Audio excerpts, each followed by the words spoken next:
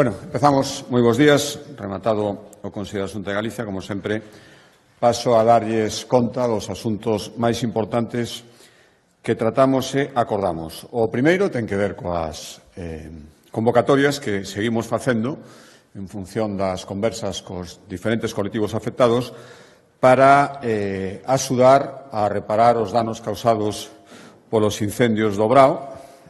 Bueno, saben que temos prácticamente xa todas as convocatorias feitas, moitas delas xa resoltas na súa práctica totalidade, as que teñen que ver con vivenda especialmente. Moitos dos afectados xa teñen ingresados nas súas contas corrientes as correspondentes axudas e seguimos traballando para intentar colaborar, axudar a todos aqueles que sufriron danos. Quedaba, porque estábamos en conversas con eles, a algunha medida está arbitrada, pero quedaba a convocatoria para reparar os danos, os perxuicios que sufriu o sector turístico naquelas zonas afectadas pola vaga de incendios. Hai pouco tempo convocouse un bono cunha importante cofinanciación por parte da Xunta de Galicia para estimular as visitas ás zonas que foron danadas polos incendios e complementamos, ademais, con campañas de promoción específicas que están planificadas e que se irán lanzando de aquí en adiante e complementamos co que os aprobamos, que é unha liña de axudas para compensar a estes estabelecementos turísticos que sufriron cancelacións de reserva por mor dos incendios. E, por lo tanto, o que faremos é unha comparación entre as facturacións acreditadas dos últimos anos comparado coa facturación deste ano e daremos axudas ata 2.500 euros, no máximo dos casos, para compensar a baixada por cancelación de reservas que poderan ter este ano en comparación cos anos anteriores e, en principio, con esta convocatoria completamos a relación das axudas arbitradas pola Xunta de Galicia en relación á vaga de incendios. Poderán solicitarse a partir dentro de moi poucos días, a partir do 24 de outubro, unha vez pechado, insisto, as conversas co sector turístico desa zona e, polo tanto, volvemos a pedir a día de hoxe siguen sin convocarse as axudas comprometidas polo Goberno Central, nin a primeira a día de hoxe. Outro acordo relacionado cos incendios, a proposta da Consellería de Facenda, hoxe aprobamos reorientar, como anunciei na comparecencia por mor da vaga de lumes que tiven no Parlamento, anunciei que íbamos a proceder a unha reprogramación de parte dos fondos europeos para adicalo á reconstrución das zonas afectadas pola vaga de incendios forestais, unha reprogramación dos fondos FEDER, do Fondo Europeo de Desenvolvemento Regional, cando acontece un suceso como o da vaga de lumes, a normativa europea permite a reprogramación de parte destes fondos para colaborar na restitución dos danos. E, polo tanto, o que fixemos dentro da programación máis amplia é reprogramar 30 millóns de euros para adicalos a diferentes intervencións que buscan avanzar na recuperación das comarcas afectadas e mellorar a prevención. Por lo tanto, estes 30 millóns reprogramados vanse a dedicar a reconstruir infraestructuras públicas e ambientais danadas polos incendios. Nesta parte haberá vai dedicada a esa colaboración que temos cos concellos. Iremos asinando convenios para colaborar na restitución de bens municipais danados polos incendios, era unha das liñas de axuda. Tamén sustituir equipamento que fora afectado ou danado polos incendios, motobombas, vehículos todoterreo, as reparacións que sexa necesario facer. E tamén, como anunciei no Parlamento, mellorar as bases aéreas que a Xunta ten espalladas polo territorio galego para combatir os lumes. Por tanto, imos a acondicionar o aeródromo de Antela, no Concello de Sandiás, construir a base aérea de Sete Coros, en Valga, e construir as infraestructuras para ampliar a base que temos no Campiño en Pontevedra e, polo tanto, mellorar, lograr esa potenciación dos medios aéreos de extinción de lumes a que me referín na comparecencia do Parlamento.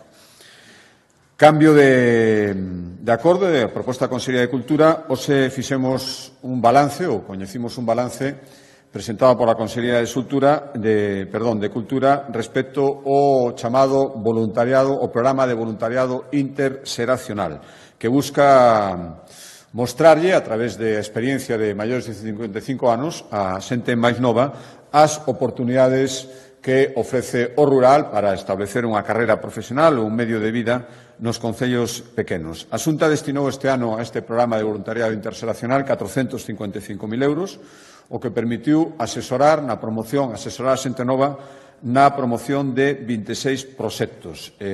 Por darles algún dato deste balance que coñeceu o Consello, o 70% dos participantes foron mulleres, tanto a xente nova que foi asesorada como as persoas que as asesoraban, e os eidos con maior número de proxectos foron o que ten que ver, lóxicamente estamos falando de concellos do medio rural, co agroalimentario, empresas agroalimentarias, iniciativas turísticas e tamén iniciativas empresariais para prestar servizos de acompañamento no fogar. Cambio de acordo de Consellería, proposta da Consellería de Mar, hoxe acordamos destinar en dúas actuacións 700.000 euros para mellorar os portos nas localidades de Cambados e de Fisterra. 400.000 euros en Cambados para rehabilitar a ponte de acceso á Illa das Goritas, que está dentro do recinto portuario de Cambados.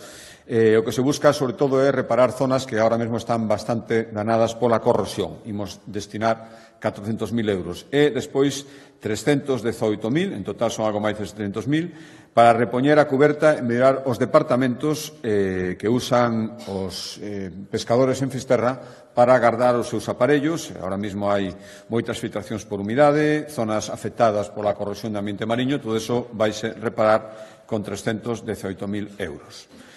Outro acordo, a proposta da Consellería de Medio Ambiente, hoxe engadimos as actuacións que xa estaban en marcha para construir a estación de tratamento, para ampliar, a estación de tratamento de agua potable en Padrón.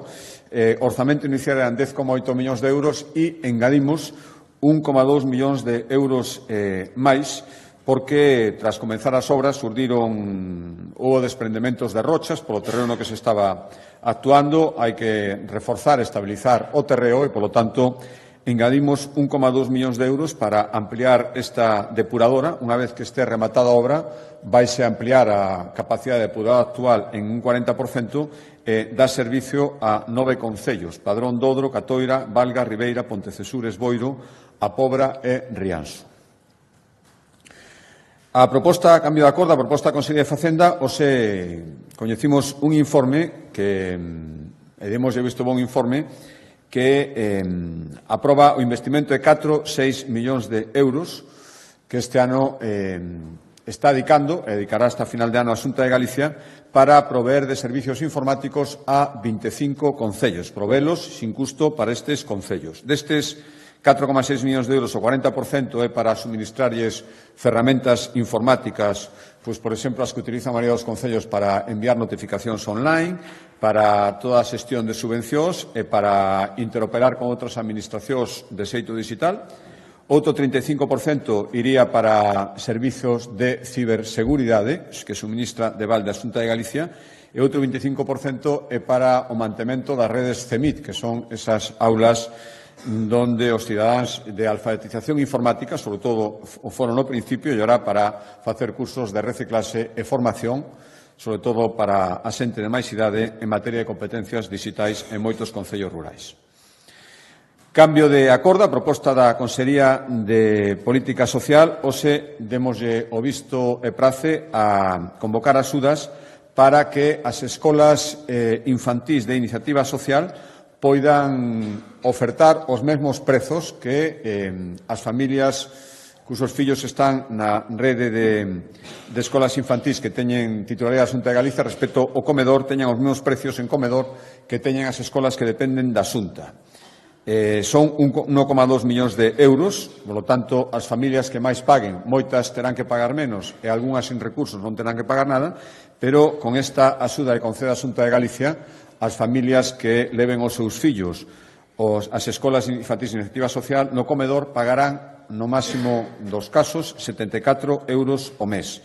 O curso se veñen beneficiando destas axudas en cursos anteriores. O ano pasado, por exemplo, foron 43 escolas de iniciativa social e casi 2.200 prazas. E, polo tanto, este ano aspiramos como mínimo a manter estas cifras é axudar as persoas que leven os seus fillos en canto aos custos de comedor a estas escolas infantís. Cambio de acordo a proposta da Consellería de Educación. Tomamos o acordo ten que ver coa aposta que está facendo a Xunta de Galicia, que coñecen polo avance do I+D+I en Galicia. Coñecimos a semana pasada unha moi boa noticia, que imos ser unha das 6 novas fábricas de inteligencia artificial que existan en Europa, 2 en España, unha delas en Galicia, e pusemos en marcha, ademais, tamén recentemente, a liña de comunicación cuántica máis longa de España, que vai entre Santiago e Vigo. Por lo tanto, son avances que van consolidando o noso posto de referencia en materia de I+D e hoxe, para manter todo eso, tomamos o acordo de reformular o Consello Asesor en I+D+I de Galicia, que xa existe, pero queremos adaptalo a estas novas iniciativas, e o que facemos con esta reformulación é permitir a incorporación de profesionais que representen os avances que se están producindo ahora mesma en Galicia no eido da inteligencia artificial e da computación cuántica. Este Consello vai se encargar de asesorar, de propoñer e de avaliar as políticas públicas en materia de I+D. Unha das súas primeiras misións vai ser participar moi directamente na elaboración da Lei de Ciencia e Innovación de Galicia, que aprobaremos no Consello da Xunta de Galicia e enviaremos ao Parlamento. E con esta reformulación, este Consello queda formado por 12 expertos de recoñecido prestigio en I+D+I. 5 relacionados directamente coa investigación, 3 coa investigación, pero relacionados tamén co ámbito das políticas públicas en materia de I+D, e 4 de empresas que teñan que ver co I+D en Galicia.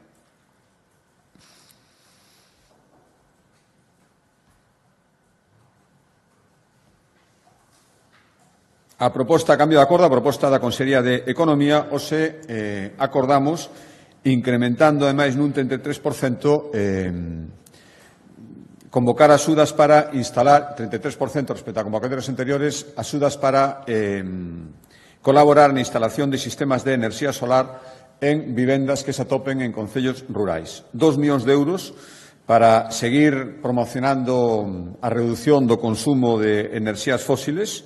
Ademais, prevemos con estes 2 millóns de euros mobilizar outros 4,5. E as achegas poden ser de ata 6.000 euros no caso de que a pida un particular e ata 25.000 si o pide unha agrupación de vivendas, aínda que sexa de particulares, pero pedilos agrupadamente. E estes apoios van a ser para instalar paneis de enerxía fotovoltaica, para instalar tamén sistemas, se xa están instalados, para monitorizar o consumo que se deriva destes paneis, e tamén para instalar sistemas de acumulación, baterías de litio, para entendernos. Cambio de acordo, a proposta da Consellería de Medio Rural, hoxe demoslle o visto bo a distribución definitiva das axudas para que está promovendo a Consellería de Medio Rural para a remuda xeracional no que se refire a posta a disposición destas persoas que van a sustituir, persoas xente nova, a instalacións rurais para que non pechen, para sustituir a persoas que xa abandonan a actividade.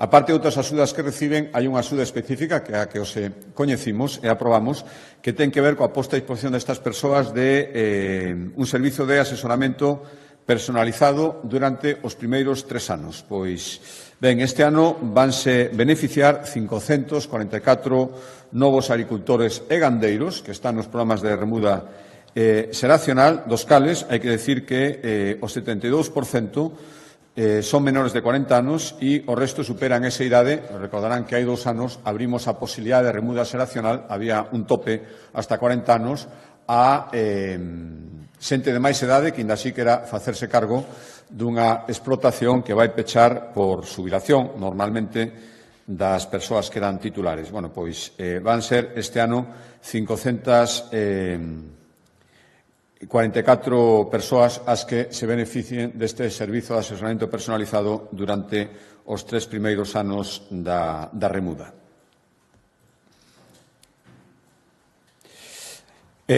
Cambio de acordo, acordos relacionados coa sanidade. A Xunta de Galicia ten en marcha a chamada Estrategia Galega de Saúde 2030. na que unha das prioridades é seguir fomentando programas específicos dirixidos á saúde das mulleres, que teñen circunstancias sanitarias específicas que hai que ter en conta. Por exemplo, as mulleres teñen máis probabilidade de sufrir un ictus ao longo da súa vida e tamén teñen factores de risco específicos relacionados con patoloxías cardíacas. É certo que xa avanzamos moito na formación e programas específicos dirixidos a mellorar a saúde das mulleres, pero queremos seguir avanzando e por eso hoxe aprobamos unha guía que se está elaborada, por lo tanto, sancionamos esa guía e xa acordamos que se empece a distribuir a través tamén de programas formativos unha guía dirixida aos sanitarios de atención primaria para seguir afondando en programas sanitarios específicos dirixidos ás mulleres. Vai estar centrada especificamente en enfermedades respiratorias, cardiovasculares ou que teñan que ver coa saúde reproductiva das mulleres e o obxectivo é mellorar, seguir avanzando na mellora da detección e tratamento de patoloxías específicas do sexo feminino.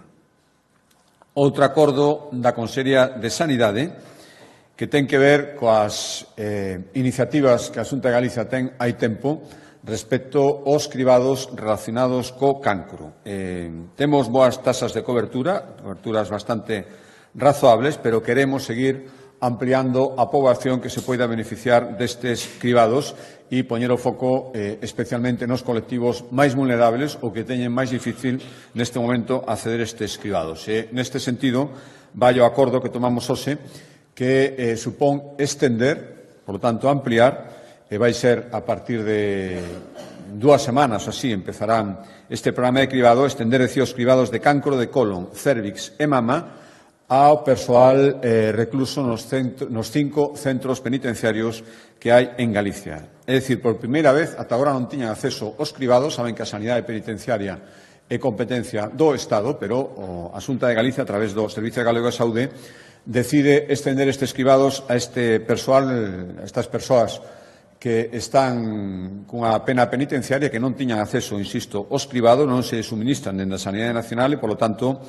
isto vai supoñer que os presos por primeira vez podan realizar na mesma prisión os test de recollida de mostras para cancro de colon e cérvix, vaise facer nos propios centros penitenciarios e tamén para o cancro de mama as reclusas vanse ampliar a convocatoria a todas as reclusas que estén na franxa de idade diana agora mesmo, nos cribados que entre os 50 e os 74 anos e que serán trasladados aos hospitais para facer a hospitais de referencia para facer as mamografías e as probas que sexan necesarias. Estamos falando con esta ampliación de unha población diana de ao redor de 4.500 novas persoas que ata agora non estaban no ámbito obxectivo dos cribados e que agora pasan a estalo con este acordo que hoxe tomamos.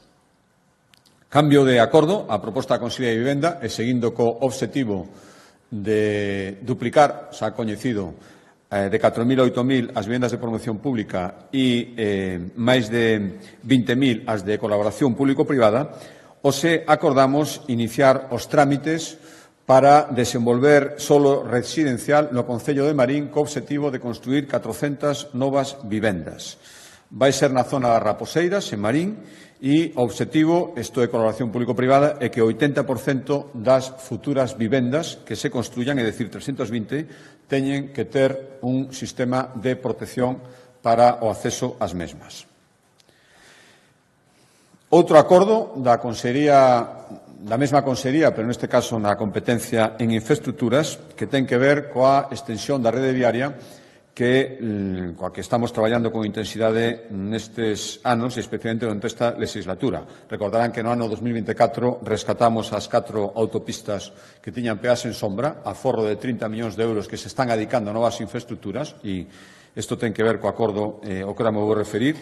Anunciábamos hai poucas semanas 40 millóns de euros para ampliar a autovía do Salnés, tamén que antes de que remate o ano estará rematada a segunda fase da autovía entre Santiago e Estrada e a terceira a punto de comenzar a súa execución. Bueno, son algunhas das mostras dos acordos para a execución de infraestructuras que seguimos facendo e o de hoxe consiste en aprobar o proxecto de trazado que vai permitir culminar a transformación do corredor Nadela-Sarria nunha vía de alta capacidade.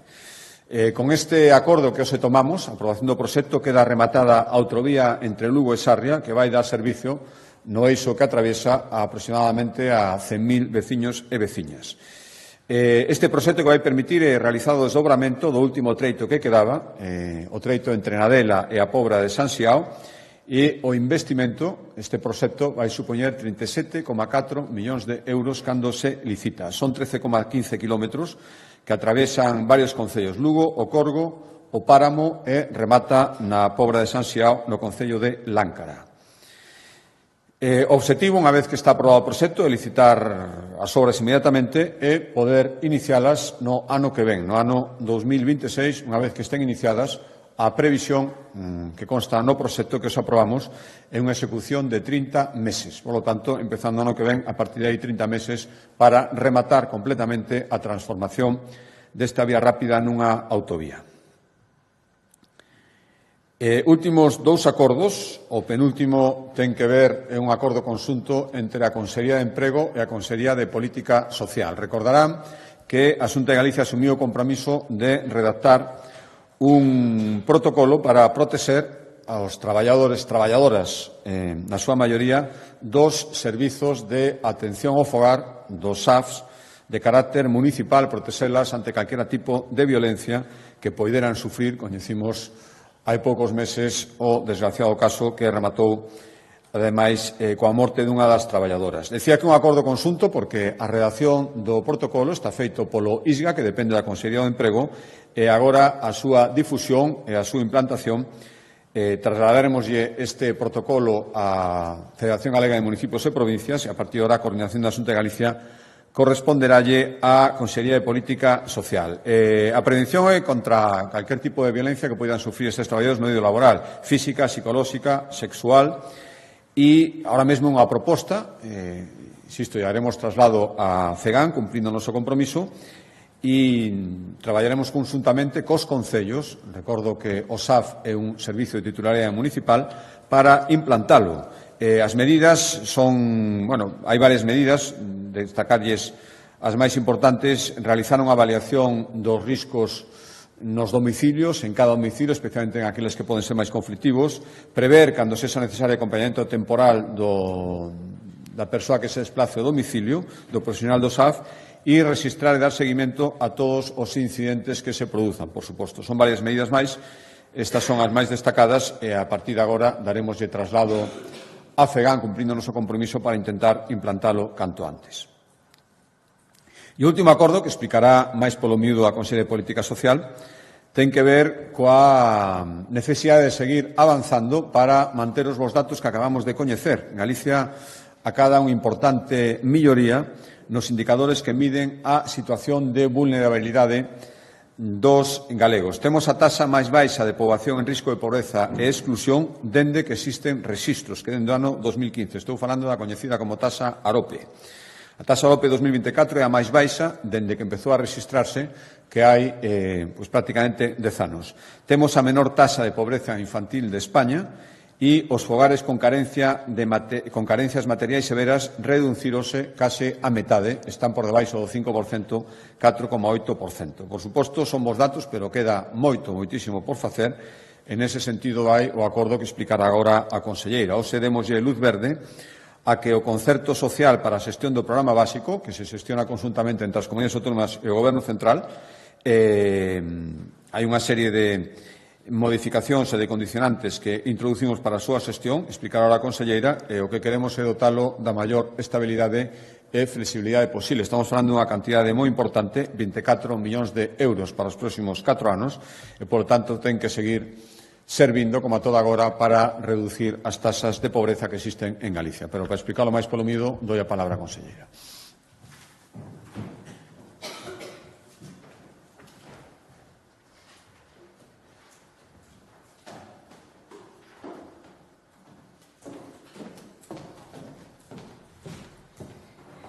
Bueno, pois, bos días, moitísimas gracias, presidente.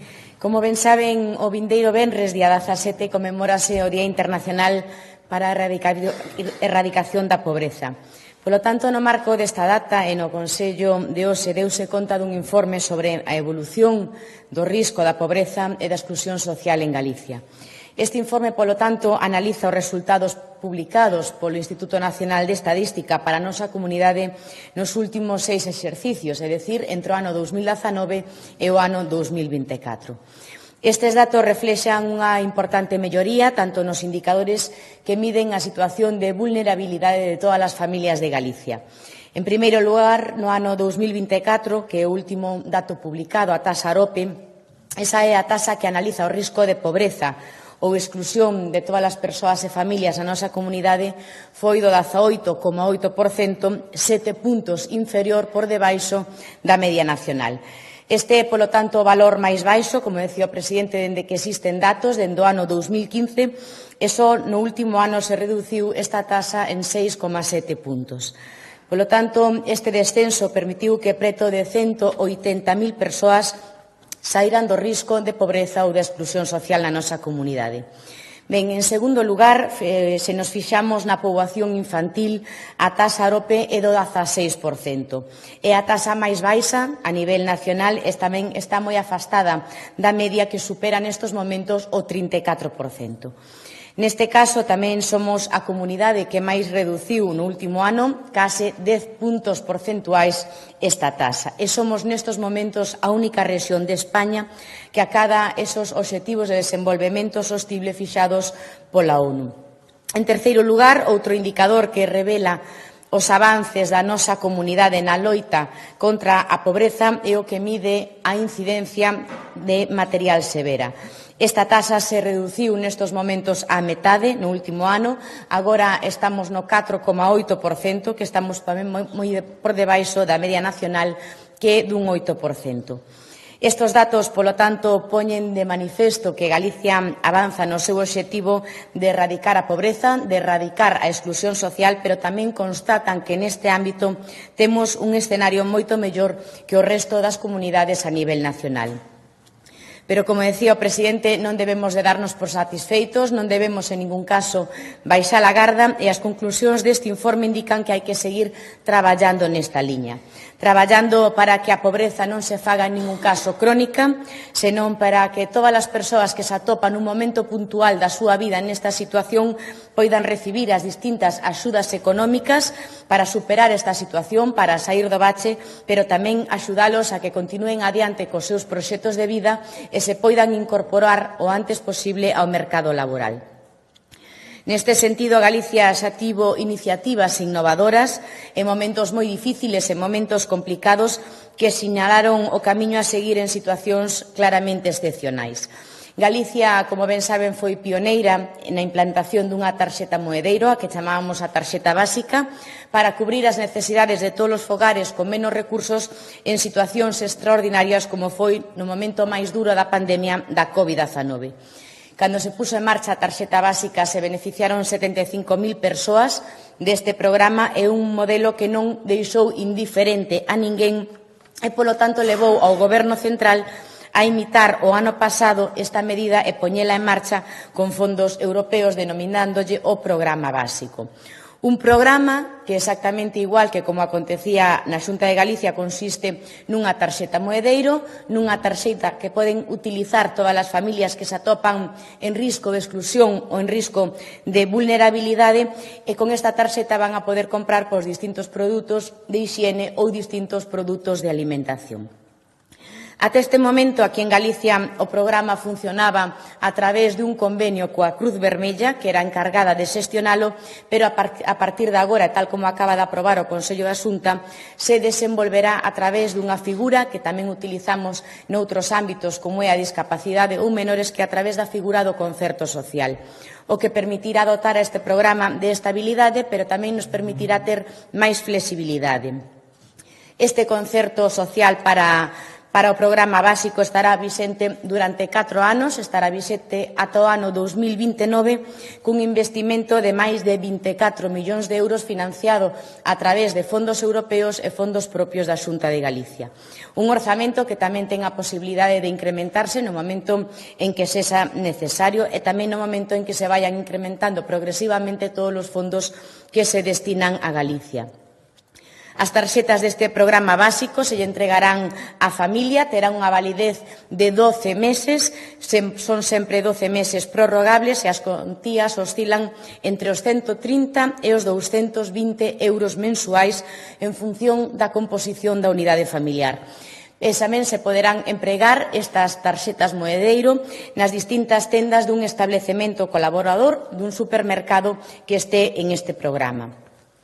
Todas as solicitudes de acceso a este programa se tramitarán a través dos servicios sociais de base e a entidade social que resulte adxudicataria deste concerto se encargará en este caso de realizarlle a distribución de todas as tarxetas ás distintas familias que o necesiten, se encargarán do seu control e tamén se encargarán de controlar o seu uso, pero así como tamén se encargarán de darlle toda esa información que necesiten sobre os servicios sociais disponibles, tamén darlle asesoramento sobre a xestión dun orzamento doméstico e tamén promover hábitos de alimentación saludable.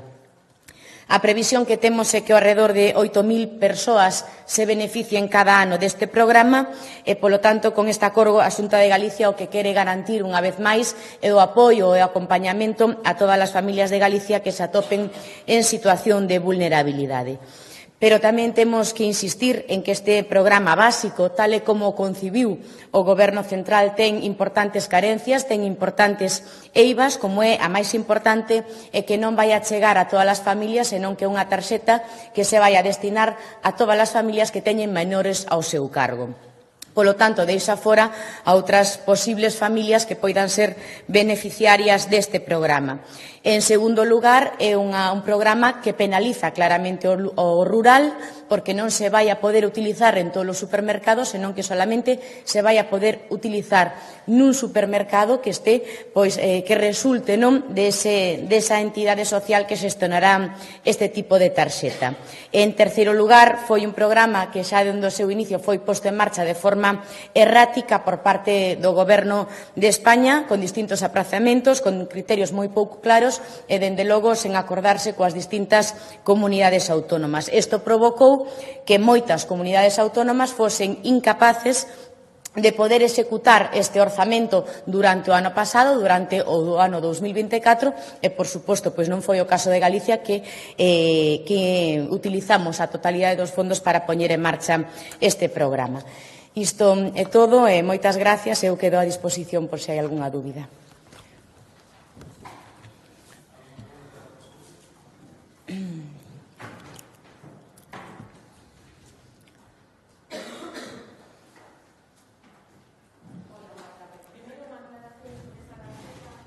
En marcha ou vai se poñer en marcha cando sería?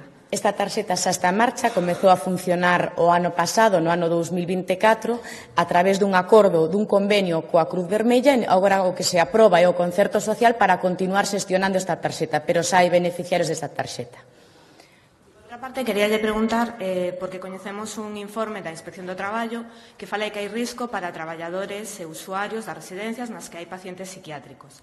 O seu departamento dixo que xa se tomaron medidas neste sentido, aínda que os sindicatos dicen que non as coñecen. O que lle quero preguntar é se dan por resolto este problema con esta situación. Gracias. Ben, pois, en primeiro lugar, con relación a todas as persoas que padecen saúde mental, por suposto que a Xunta de Galicia sempre estivo e sempre estará ao carón de todas estas persoas que padecen esta enfermidade, tamén dándolle, como é en algúns casos, esa atención residencial 24 horas ao día, pero para garantizar a tranquilidade e a seguridade de todos os traballadores nas distintas residencias. É certo que se están poñendo en marcha distintos programas de información a todos os traballadores das residencias, se está traballando a través das distintas unidades dos Sergas na formación de enfermeiras especializadas en saúde mental e, por suposto, en cada caso, velaremos pola seguridade de todos os profesionais, pero tamén para que todas as persoas que padecen unha enfermidade tan dura como é a enfermidade mental poidan dispoñer desa atención que necesitan 24 horas ao día. En calquera caso, tamén hai que continuar concienciando a sociedade e nunca estigmatizar a unha persoa que padece saúde mental porque o pode padecer calquera de nós.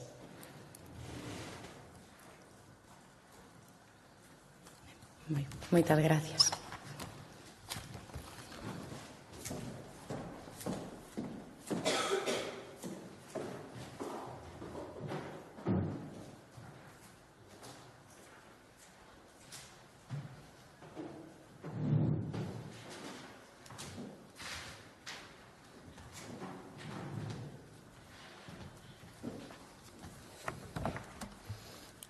Bos días, presidente. Quería preguntarlle sobre o proxecto de orzamentos. O conselleiro de Facenda avanzaba a semana pasada que haberá novas rebaixas fiscais. Non sei se é un momento máis axeitado e pode producir unha quebra, unha falta de financiamento para dependencia ou sanidade que en vista de datos de listas de espera e demais necesitarían un reforzo. E quería preguntarlle tamén se cree que Isabel Díaz Ayuso debería modular a súa postura sobre o aborto para non prexudicar as aspiracións electorales do señor Feijóo e, en todo caso, que lle pareza que diga abertamente que vai incumprir a lei. Gracias. Sí, respecto á primeira pregunta, primeiro volvo a destacalo, porque, por desgracia, que debería ser normal non é normal en todas partes. Estamos vendo o que pasa tanto a nivel nacional como en algunhas comunidades autónomas. Galicia vai volver a aprobar os seus orzamentos. Está prácticamente pechado o acordo que tomará o Consello de Asunto de Galicia, que remitirá inmediatamente ao Parlamento para que antes do 31 de decembro estén aprobados e 1 de xaneiro Galicia volva a ter orzamentos, que é o que permite planificar e executar políticas públicas. Insisto moito nesta mensaxe porque, se non hai orzamentos, moitas cousas non se poden facer. Moitas as que vostede se refería, que é seguir traballando por os servizos públicos que proporcionan benestar a que máis o necesita. Porque isto é moi importante. Ter orzamentos é fundamental. E ter orzamentos permite tamén tomar decisións respecto á política fiscal. Eu dixen do principio que traballaríamos para manter as rebaixas fiscais que imos aprobando cada ano e que despois se van repetindo en anos sucesivos e que teñen un impacto no orzamento, e intentar arbitrar outras novas rebaixas fiscais, sempre con responsabilidades. E, dende logo, detectaramos que a decisión de implantar unha nova rebaixa fiscal iba a comprometer a prestación de servizos públicos de calidade, especialmente os máis importantes, os que máis impactan na población vulnerable, non o tomaríamos, pero, por tanto, isto quedou deixalo moi claro, que o temos. É moi fácil anunciar rebaixas fiscais sin ter en conta esta circunstancia, que estou de acordo en que hai que terla moi presente. E non a temos. Por lo tanto, os orzamentos deste ano iremos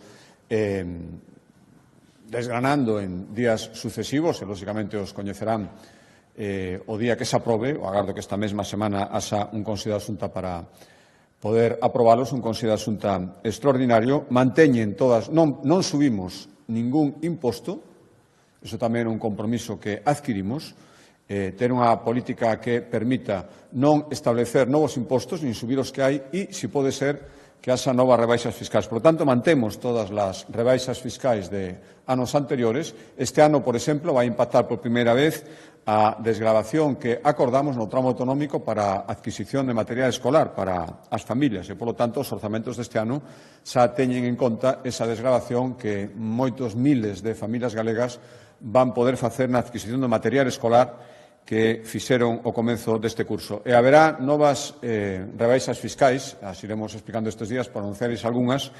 Estableceremos condicións máis ventasosas, dende o punto de vista fiscal, para que as persoas maiores, especialmente, que cedan bens a cambio de coidados para toda a súa vida, teñan unha repercusión fiscal o máis baixa posible, dende logo máis baixa que a que teñen agora. E tamén haberá exencións de tributación, por exemplo, as axudas que a día de hoxe a Xunta de Galicia, eu creo que seguimos sendo a única comunidade autónoma que está arbitrando axudas para os enfermos de ELA, ata 12.000 euros.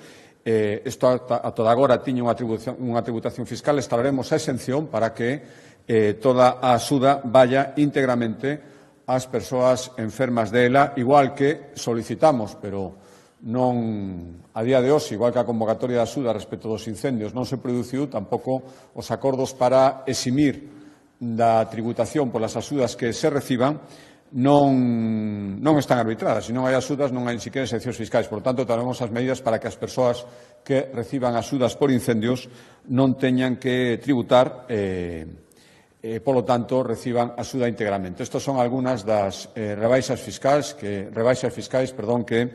arbitraremos nos orzamentos. Insisto, manter as que temos, non establecer nin subir impostos e seguir establecendo rebaixas fiscais. Eso sí, con sentidiño, digo que é moi fácil anunciar rebaixas, pero despois, efectivamente, teñen un impacto nos orzamentos e iso o temos moi en conta, compatibilizar as rebaixas fiscais co mantemento dos servizos públicos esenciais.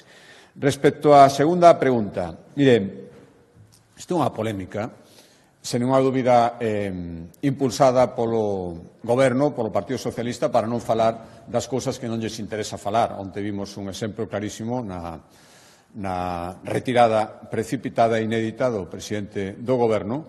Logo do acto no Palacio Real, evidentemente, non lles interesa falar, non lles interesa que lles pregunten por unha serie de cousas e lles interesa falar de outras. Por lo tanto, neste tipo de polémicas que non vou entrar, porque o resumo en moi poucas palabras. Galicia cumpre a lei e a vai seguir cumprindo. E, polo tanto, a miña responsabilidade é falar do que se pode facer en Galicia, que creo que é o único que é posible que cumprir a lei. E Galicia está cumprindo a lei e vaina seguir cumprindo sen ninguna dúbida. Xa, do que fagan outros, teñen que opinar aqueles que toman esas decisións.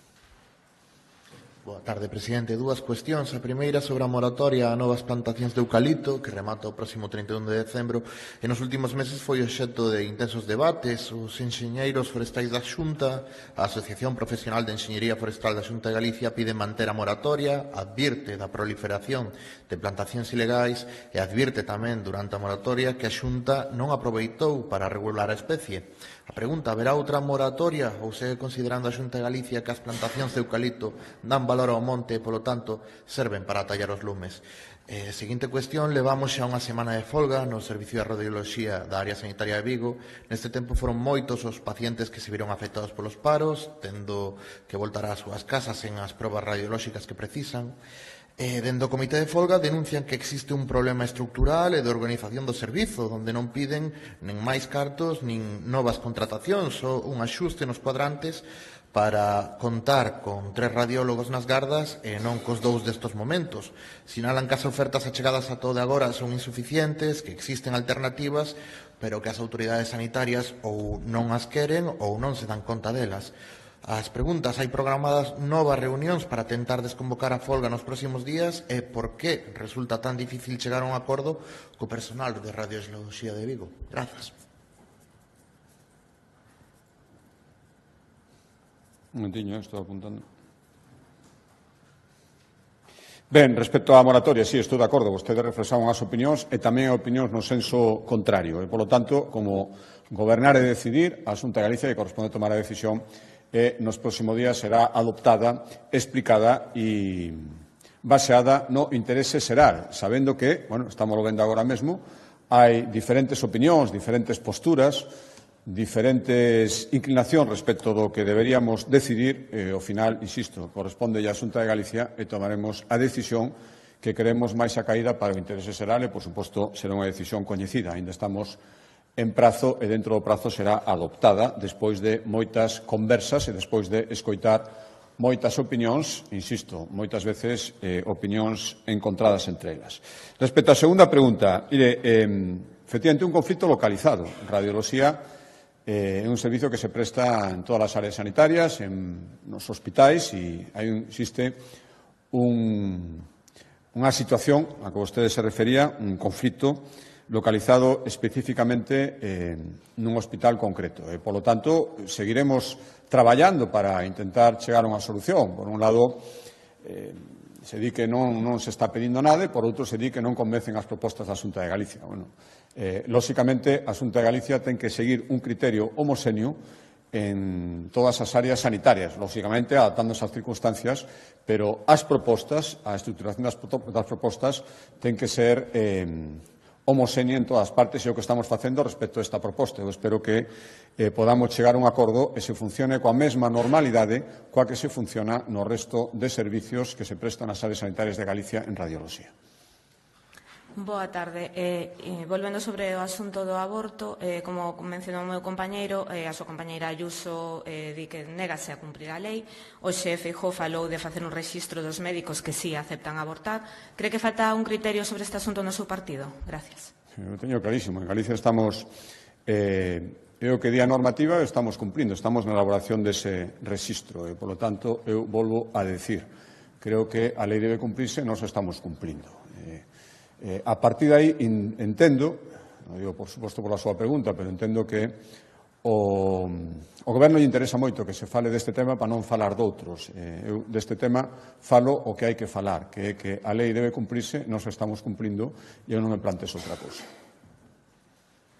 Boas, eu quería preguntarlle polas críticas da oposición, especialmente do PSDG, que acusou o seu partido de paralizar o Parlamento para irse de vacacións, e non sei que lle quere responder. Graciñas. Bueno, pois, en fin, sin comentarios. Se cree que eu me dedico a estas cousas, pois está moi ben, se esas son as críticas que cree que ten que facer o Partido Socialista respecto ao meu labor e o meu desempeño como presidente, pois moi ben, quedoume moi tranquilo.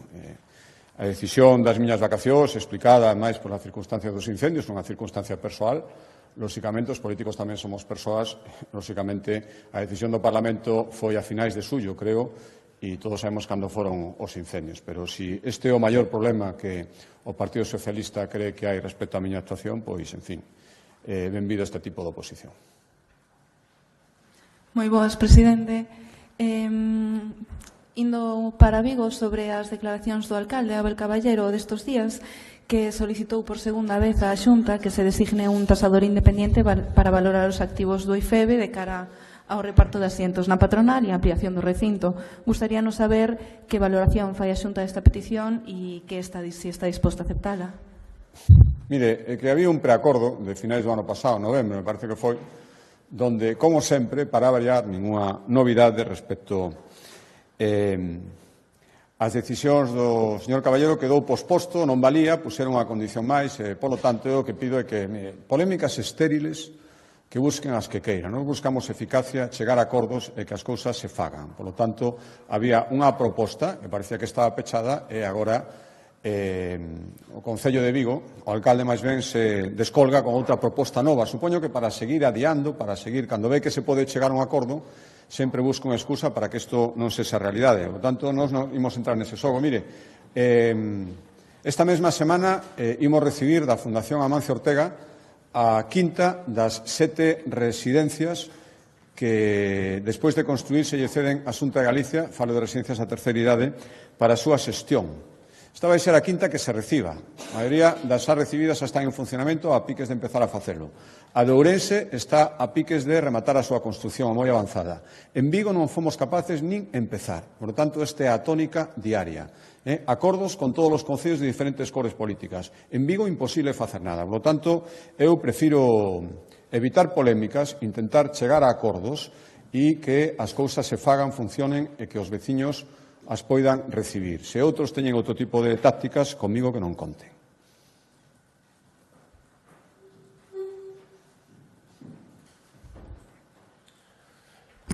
Sí, bos días.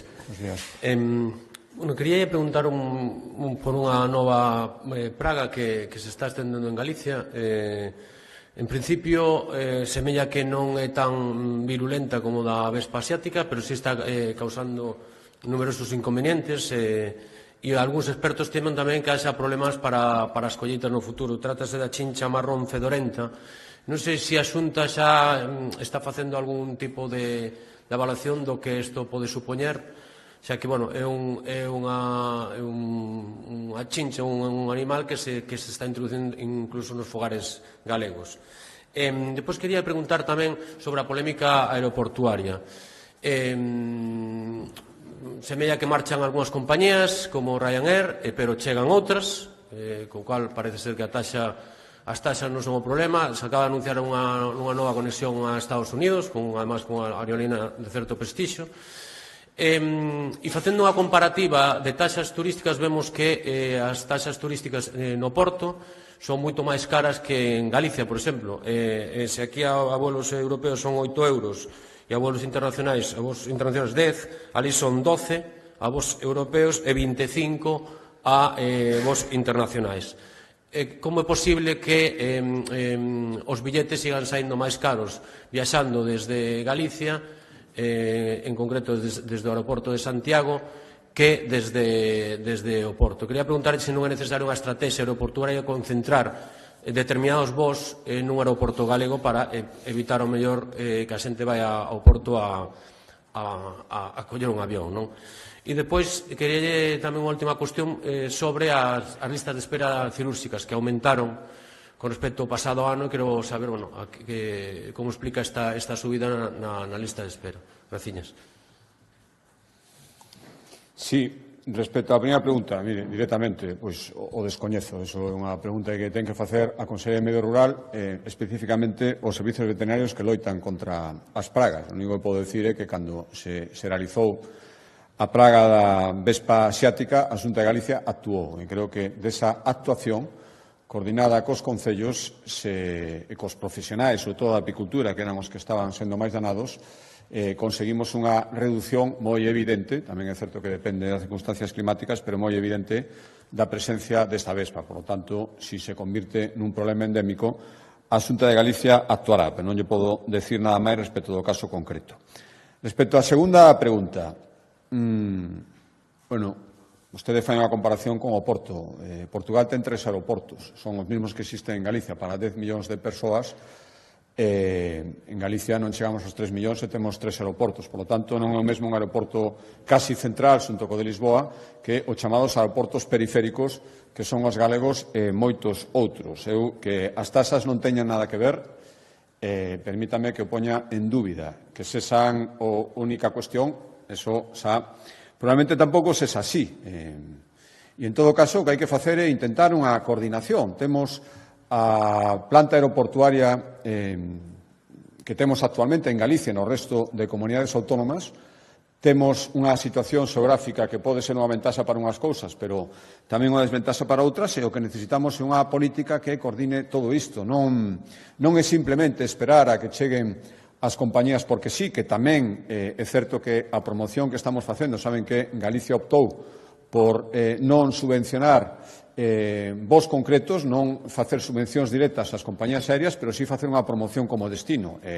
Na miña opinión, o anuncio que se fai agora deses voos directos a Nova York ven moito desa promoción, dese auxe que está tendo o turismo estadounidense a través do Camiño de Santiago especialmente, pero non só en Galicia, que fai que comercialmente sexe interesante. Ese é un dos camiños, e outro é a coordinación. E, por lo tanto, todos os intentos, a semana pasada había o venres pasado, fixe unha semana, que houve unha reunión, un representante de AENA, saben que tivo que abandonar precisamente porque se iba un dos poucos avións que agora mesmo se manteñen en conexión con Madrid, non se chegou a ningún acordo. Eu sigo insistindo en que, por suposto, que a Xunta de Galicia ten que estar nestes temas, por suposto que os concellos teñen que estar, por suposto que todos os sectores interesados, empezando polo turístico, ten que estar, pero quen ten as competencias para tomar as decisións finais ten que estar dende o principio e coordinar toda esta política aeroportuaria. Eu trasladelle, ademais, todas estas cuestións ao ministro Puente, con ocasión da súa presencia na Illa da Tosa a semana pasada, e sen que non tiñamos ningún interés en confrontar con AENA, sino que temos interés en coordinarnos baixo o paraugas de AENA dende o principio para intentar revertir esa retirada de voos e captar novos voos. Pero facelo ao marxen de quen ten as competencias e a titularidade dos aeroportos non ten ningún sentido. Por tanto, eu agardo manter unha reunión en breve co propio presidente da AENA para tratar todas estas cuestións, que é unha cuestión complexa, unha cuestión que non ten unha solución única, pero temos que ter unha solución adaptada ao que Galicia son os seus aeroportos. E, por lo tanto, eu sei, sabemos todos que temos a competencia directa de Oporto, pero tamén que son circunstancias moi diferentes. Estamos falando dun aeroporto central frente a 3 aeroportos que están situados na periferia do noso ámbito xeográfico, que é o ámbito do noso país. Respecto á terceira pregunta, que era, perdón? Sí, bueno, coñecimos os datos. É certo que hai moito que mellorar, pero creo que non estamos recuperando os niveis de pandemia, pero en xeral, por exemplo, respecto a consultas hospitalarias, estamos nunhas cifras que indican unha mellor importante. É certo que aumentou moito as intervencións quirúrxicas e, polo tanto, os números poden, en algún caso, subir nese sentido, pero creo que estamos no bo camiño e temos que seguir traballando. A actividade quirúrxica, a actividade de consulta hospitalaria, a actividade sanitaria en xeral, tamén en primaria, aumentou moitísimo durante estes últimos anos, especialmente despois da pandemia. Creo que a estrategia do Sergas é aceitada para facerlle fronte a todo isto. Moi ben, moitas gracias.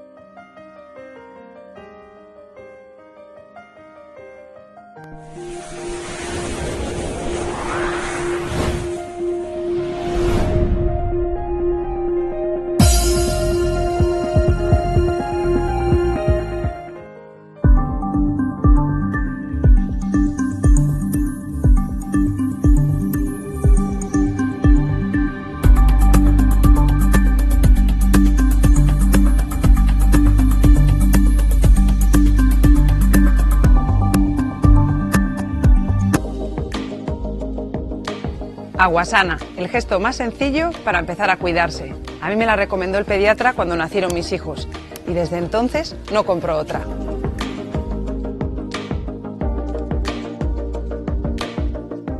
Eu entrégome a ti para facerte medrar e medrar contigo, para construir un futuro xuntos, para amarte, para coidarte. Cando unha terra é fonte de tantas riquezas, O natural é coidada. Comprometidos coa industria e co futuro da nosa terra. Aguasana se encuentra situada en una de las laderas de Agroba, en el término municipal de Bayona, Pontevedra.